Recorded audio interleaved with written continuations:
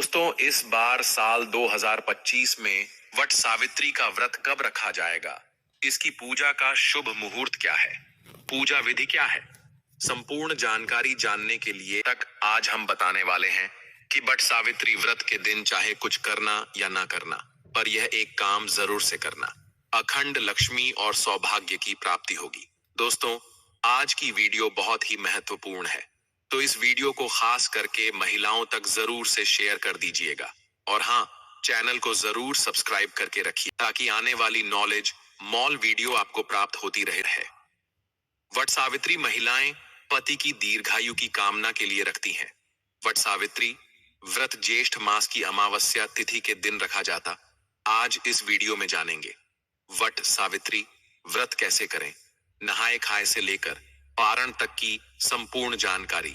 उस दिन कौन सा एक श्रृंगार है जो हमें जरूर करना चाहिए। वट सावित्री व्रत ज्येष्ठ महीने की अमावस्या तिथि को किया जाता है और यह इस बार 26 मई दिन सोमवार को है। और इस व्रत को करने का नियम है, एक दिन पहले हम नहाए खाए करते हैं, तो नहाए खाए के दिन आप सबसे पहले नाखून काट लीजिएगा। उसके बाद और इस दिन हमें शुद्ध सात्विक भोजन करना चाहिए, यानी लहसुन, प्याज, बैंगन, मसूर की दाल, जितनी भी अशुद्ध चीजें हैं वह हम नहाए खाए के दिन नहीं खाते हैं। और उसी दिन हम मेहंदी लगाते हैं। व्रत से आप लोग एक दिन पहले ही मेहंदी लगा लीजिएगा। और इस व्रत में ठेकुआ बनाया जाता है, तो नहाए खाए के दिन ही आप लोग ठेकुआ बना लीजिएगा। अगर आपके यहाँ ठेकुआ चढ़ता होगा तो आप लोग बना लीजिएगा, अगर नहीं चढ़ता होगा तो नहीं बनाइएगा। और उसके अगले दिन हम व्रत रखेंगे, तो व्रत के दिन आप लोग सुबह जल्दी उठ जाइएगा। सुबह जल्दी उठकर आप स्नान कर लीजिएगा। और इस दिन हमें लाल पीला वस्त्र पहनकर ही पूजा करनी चाहिए।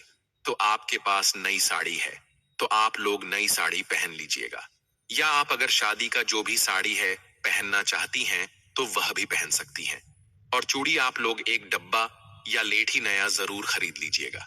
साड़ी आप पहना हुआ भी पहन सकती हैं, लेकिन चूड़ी या लेठी आप अपने लिए एक नया ले लीजिएगा। और उस दिन 16 श्रृंगार किया जाता है, तो हमें अपना सिंदूरा से मांग भर लेना है और गले में मंगलसूत्र, पैर में पायल, बिछुआ और महावर जरूर लगा लीजिएगा। और जो शादी का चुनरी रहता है वह ओढ़कर ही हमें उस दिन पूजा करनी चाहिए। और आप लोग मांग में जो मांग टीका है वह पहन लीजिएगा। और इस दिन हमें टीका पहनकर ही पूजा करनी चाहिए। सुहाग का सबसे बड़ा प्रतीक टीका होता है, तो आप लोग टीका जरूर पहन लीजिएगा। और अच्छे से हमें सज स्वर कर ही इस दिन पूजा करनी चाहिए। आप लोग अगर अपने घर में पूजा करते हैं बटे वृक्ष की टहनी मंगवाकर, तो घर में भी पूजा कर सकते हैं। अगर आप वृक्ष के पास जाकर पूजा करते हैं तो वहां पर भी कर सकते हैं। और ध्यान रखिएगा, बट सावित्री पूजा के दिन कभी भी हमें बरगद की टहनी नहीं तोड़नी चाहिए। तो आप लोग एक दिन पहले ही मंगवा कर रख लीजिएगा और हमें उस दिन पूजन करना है। और इस पूजा में गौरी गणेश का सबसे पहले पूजन किया जाता है, उसके बाद ही हम वट वृक्ष का पूजन करते हैं। और आप गौरी माता हल्दी से बना लीजिएगा और सुपारी में कलावा लपेटकर गणेश जी बना लीजिएगा। और पूजा करने से पहले खोइच लिया जाता है, तो आपके पास खोइचदानी है तो उसमें खोइछा ले लीजिएगा, नहीं तो आप एक लाल कपड़ा ले लीजिएगा और उसी में सबसे पहले खोछा हम ले लेते हैं, उसके बाद ही पूजन करते हैं। और एप्पन आप लोग बना लीजिएगा चावल के आटे में। थोड़ा सा हल्दी मिक्स करके हमें एप्पन बना लेना चाहिए वट वृक्ष में लगाने के लिए। और श्रृंगार की सामग्री भी चढ़ाई जाती है, तो आप अपने लिए भी चढ़ा लीजिएगा। और कुछ श्रृंगार की सामग्री हमें दान भी करनी चाहिए। और इस दिन जो भी सीजनल फल है वही प्रसाद में चढ़ाया जाता है। आम, लीची, तरबूज, खरबूज, जो कुछ भी आप सीजनल फल में चढ़ाना चाहते हैं तो आप लोग ले लीजिएगा। और इस पूजन में आम का विशेष ज्यादा महत्व है। आम से ही जल चढ़ाया जाता है। और पंखा भी आप 2 ले लीजिएगा, पंखा बांस का होना चाहिए। एक पंखा से हम अपने पति को हवा करते हैं और दूसरा पंखा दान किया जाता है, तो 2 पंखे की जरूरत होती है। और पूजा पाठ करने के बाद हम परिक्रमा करते हैं, तो परिक्रमा करने के लिए आपके पास अगर कच्चा सूत है तो वह ले लीजिएगा। अगर कच्चा सूत नहीं है तो आप मौली धागा से भी परिक्रमा कर सकते हैं। और नियम तो है 108 परिक्रमा हमें करनी चाहिए। अगर 108 आप करने में सक्षम हैं तो 108 कीजिएगा, नहीं तो आप 11, 21, 51 भी कर सकते हैं। और परिक्रमा करते समय आप लोग ध्यान दीजिएगा, अगर आपका धागा मान लीजिए खत्म हो जाए, फिर भी आपको परिक्रमा रोकना नहीं है। धागा खत्म हो जाएगा, फिर भी आप परिक्रमा करते रहिएगा। और परिक्रमा करने के लिए आप अपने हाथ में चना ले लीजिएगा और एक पैकेट हमें सिंदूर ले लेना है। चना गिन कर रख लीजिएगा, क्योंकि परिक्रमा करते समय हम भूल जाते हैं कि हम कितनी बार परिक्रमा किए हैं। इसीलिए आप लोग चना ले लीजिएगा और सिंदूर ले लीजिएगा। बट वृक्ष में लगाने के लिए और सुहाग की सामग्री हमें जरूर चढ़ाना चाहिए। तो आप सुहाग की सामग्री में चूड़ी, सिंदूर, बिंदी यह भी चढ़ा सकते हैं। और मान लीजिए 16 श्रृंगार की सामग्री चढ़ाना चाहते हैं तो वह भी चढ़ा सकते हैं। और कुछ ना कुछ आप लोग दान करने के लिए भी जरूर चढ़ाइएगा। आपको पूजा कर लेनी है। पूजा करने के बाद इस दिन पति पूजन भी किया जाता है। तो आप लोग जब पूजा कर लीजिएगा, घर आइएगा, उसके बाद आप लोग पति का पूजन कीजिएगा। सबसे पहले पति को जल से पैर धोया जाता है। उसके बाद हम पंखा से हवा करते हैं, टीका लगाते हैं और उनके हाथ में कलावा बांधते हैं। और जो भोग प्रसाद हम लाते हैं वह हम पति को खिलाते हैं। तो पति पूजन हमें जरूर करना चाहिए।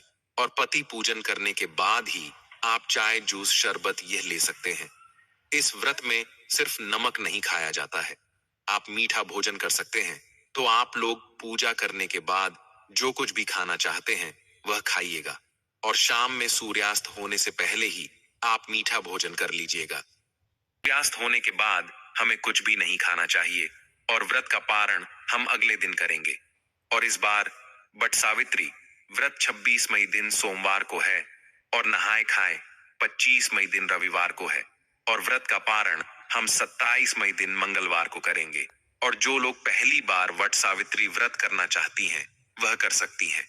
इस बार कोई मलमास, अधिक मास नहीं है। तो अगर आप लोग व्रत उठाना चाहते हैं तो आप लोग व्रत जरूर उठा लीजिएगा। और पूजा करने के बाद वहां पर जितनी भी सुहागन महिलाएं हैं उनके मांग में हमें सिंदूर लगा देना चाहिए। और खोइचे में आप लोग प्रसाद जरूर दीजिएगा। दोस्तों, आप साधारण तरीके से भी पूजा कर सकते हैं।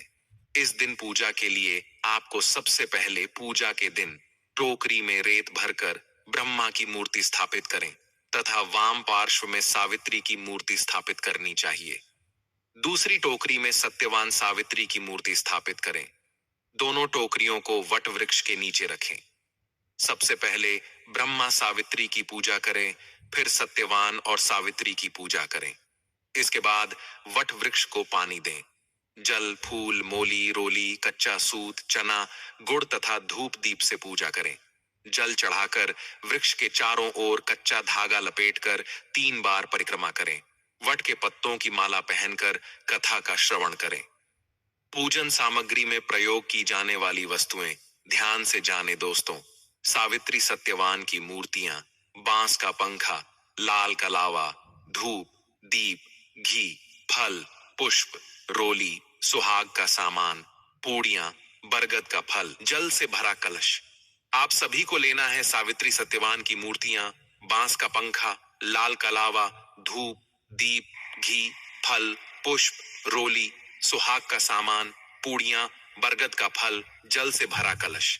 शास्त्रों के अनुसार बरगद के वृक्ष के तने में भगवान विष्णु, जड़ों में ब्रह्मा और शाखाओं में भगवान शिव का वास है। इस वृक्ष में कई सारी शाखाएं नीचे की ओर रहती हैं, जिन्हें देवी सावित्री का रूप माना जाता है। इसीलिए मान्यता है कि इस वृक्ष की पूजा करने से भगवान का आशीर्वाद प्राप्त होता है और मनोकामनाएं पूरी होती हैं। संतान प्राप्ति के लिए इस वृक्ष की पूजा करना लाभकारी माना जाता है। मान्यता है कि ज्येष्ठ मास की अमावस्या तिथि के दिन वट वृक्ष की छांव में देवी सावित्री ने अपने पति की पुण्य जीवित किया था। इस दिन से ही वट वृक्ष की पूजा की जाने लगी। हिंदू धर्म में जिस तरह से पीपल के वृक्ष को भगवान विष्णु का प्रतीक माना जाता है, उसी तरह बरगद के पेड़ को भगवान शिव का प्रतीक माना जाता है। मान्यता है कि तीर्थंकर ऋषभदेव ने अक्षय वट के नीचे तपस्या की थी। इस स्थान को प्रयाग में ऋषभदेव तपस्थली नाम से भी जाना जाता है। दोस्तों, इस दिन कौन सी गलतियां भूल कर नहीं करनी चाहिए ले जानते हैं। बट सावित्री के व्रत में ऐसी कौन सी 3 चीजें हैं जिसे सावित्री माता को नहीं चढ़ाना चाहिए तथा पूजा में इन चीजों को शामिल नहीं करना चाहिए, नहीं तो आपका व्रत टूट जाएगा और आपको पाप लग जाएगा। दोस्तों, यह व्रत महाराष्ट्र, यूपी, बिहार और झारखंड में इस पर्व की अहमियत बहुत ज्यादा है। यहाँ तक कि विदेशों में रहने वाली महिलाएं भी अपने पति के लिए वट सावित्री व्रत अवश्य रखती हैं। दोस्तों, आगे बढ़ने से पहले सच्चे दिल से कमेंट बॉक्स में अवश्य लिखें, जय माता सावित्री। माता सावित्री के लिए एक लाइक तो बनता है और हमारे चैनल को सब्सक्राइब करके इस बेल आइकन को जरूर दबाइएगा। या तो आइए शुरू करते हैं दोस्तों। वट सावित्री व्रत इस मई दिन सोमवार को किया जाए है और अमावस्या तिथि आरंभ होगी 30 मई शाम 2:55 से। अमावस्या तिथि समाप्त होगी 30 मई 4:09 पर। ऐसे में यह व्रत आपको 30 मई सोमवार के दिन रखना है। दोस्तों, अब जानते हैं, वट सावित्री व्रत में 3 चीजें कभी नहीं चढ़ाना चाहिए, घोर पाप लगता है दोस्तों। सबसे पहले तो आपको बता दूं, यह व्रत पति के लिए किया जाता है, इसीलिए 16 श्रृंगार इस दिन अवश्य कर लें दोस्तों। नंबर वट सावित्री व्रत में काले कपड़े तो भूल कर भी ना, क्योंकि इसी दिन नीतीश को शनि जयंती पर शनि महाराज को काले कपड़े बिल्कुल भी पसंद नहीं है। ऐसे में सुहागिन महिलाओं के लिए अशुभ माना जाता है। साथ साथ वट सावित्री व्रत में सफेद कपड़े पहने सुहागिन के लिए सफेद कपड़े उनके लिए विधवा होने का रूप माना जाता है। इस दिन आपको लाल वस्त्र पहनना चाहिए, जिससे सावित्री माता प्रसन्न होती है और देती है आपको अखंड सौभाग्यवती का वरदान। दोस्तों, नंबर 3, इस समय जितना ज्यादा हो सके श्रृंगार आदि का दान करें। इससे आपके पति पर कभी कोई कष्ट नहीं आएंगे। माता सावित्री प्रसन्न होती हैं, लेकिन याद रहे, खुद का मेकअप दान ना करें, बाहर से खरीद कर ही दान करें। इससे आपके जीवन में कभी भी धन की कमी नहीं होगी। दोस्तों, 4, शास्त्रों के अनुसार माना जाता है कि वट सावित्री के व्रत में व्रतधारी को नमक का सेवन नहीं करना चाहिए। घर में किसी भी व्यक्ति को मांस मदिरा का सेवन नहीं करना चाहिए। इस समय सहवास नहीं करना चाहिए। मुक्त गंदे विचार नहीं निकालना चाहिए। वट सावित्री के को सुहागिन महिलाओं को ज्यादा सोना नहीं चाहिए, घोर पाप लगता है। इससे पति की आयु कम हो जाती है। इस समय आप सुबह सूर्य उदय से पहले अभिषेक पूर्वक उठ जाएं। माता सावित्री होती है प्रसन्न। दोस्तों, नंबर 5, शास्त्रों के अनुसार माना जाता है कि कम से कम वट सावित्री तथा करवा चौथ वाले दिन या जो आपने पति के लिए व्रत रखा है, उस दिन आप जितना ज्यादा हो सके मांग में सिंदूर थोड़ा लंबा लगाएं। इससे पति की आयु बढ़ती है और आपकी खूबसूरती देख माता रानी प्रसन्न होती है और देती है अखंड सौभाग्यवती का वरदान। बट सावित्री के दिन मांग में थोड़ा सिंदूर लंबा होना चाहिए। मांग में ज्यादा से ज्यादा सिंदूर भरना चाहिए। तुम सिंदूर भरने से पति की आयु भी कम हो जाती है और आपको आयु बढ़ाना है, इसीलिए पति की आयु कम ना करें। दोस्तों, नंबर 6, बट सावित्री क्वीन लाल फूल अर्पित करना चाहिए। लाल फूल अर्पित करने से जीवन में सुख समृद्धि बनी रहती है और माता सावित्री प्रसन्न हो जाती है।